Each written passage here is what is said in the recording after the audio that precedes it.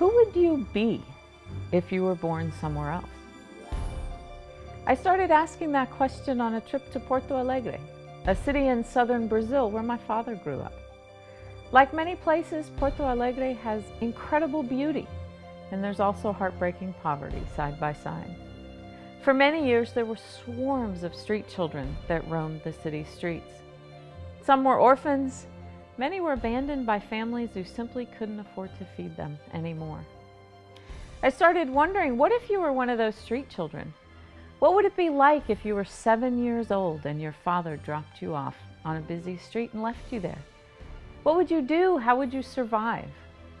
That's the story of my heroine, Regina da Silva of Angel Falls. Not long after she was abandoned, she met Irene, who was a little bit older, a little bit wiser, took Regina under her wing, taught her how to survive, how to scavenge, how to steal, how to stay safe. The two girls were inseparable. They grew up together. And when they were teenagers, though, things changed. One night, Regina was viciously attacked. They were rescued by an American who ran an orphanage there in the city. He took the girls in. He gave them a home, safety, hope. He even gave them an education in the United States. Today, Regina and Irene run that same orphanage. They spend their days cuddling and loving on those children, and they spend their nights out on the streets, trying to rescue as many of the street children as they can, just like they were rescued. But yesterday, Regina's world was turned upside down.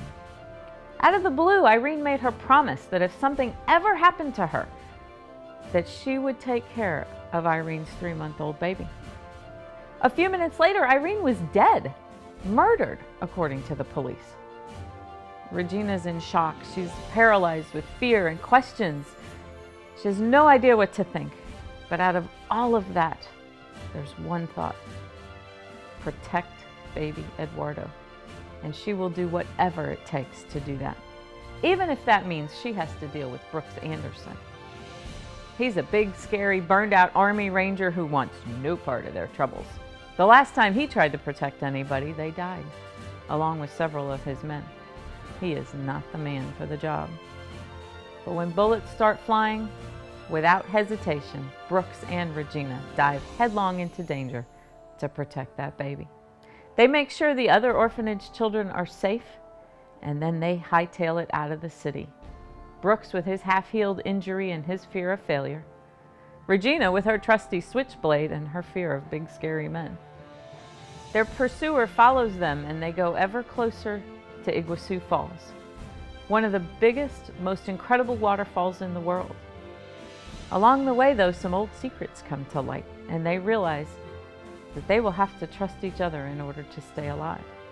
But at that final showdown at the falls, is that going to be enough to save themselves and their precious little angel from certain death?